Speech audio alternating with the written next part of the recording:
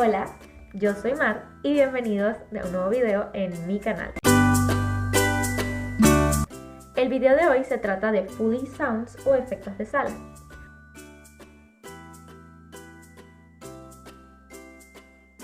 Foley es una palabra utilizada para referirse al uso de efectos de sonidos cotidianos que se agregan en postproducción a una película, un video o cualquier otro medio audiovisual para mejorar la calidad del sonido. Esto abarca desde el sonido de los pasos de alguien hasta el sonido de una ventana rompiéndose.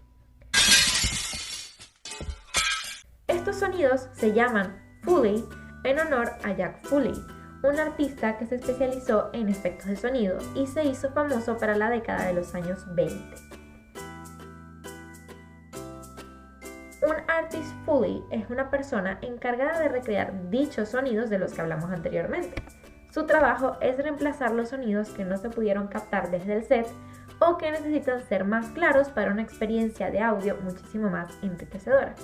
Este artista trabaja en estudios o escenarios de Foley que están preparados acústicamente, donde tienen una gran cantidad de objetos, texturas, superficies que pueden utilizarse para recrear dichos sonidos.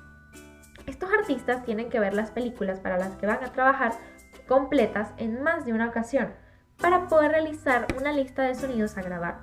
Gracias a esta lista es que después pueden grabar cada uno de los sonidos de manera individual. Antes, estos sonidos debían grabarse frente a una pantalla gigante mientras rodaban la película, es decir, se debía grabar en vivo y sin pausas. Ahora, con la tecnología que existe hoy en día, se pueden grabar individualmente y repetir si hace falta. A continuación, les dejaré algunos ejemplos de los sonidos grabados por este medio.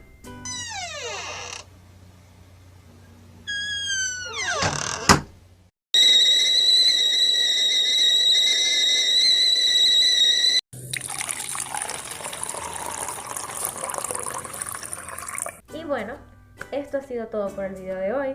Espero que les haya gustado y nos vemos en el próximo. ¡Adiós!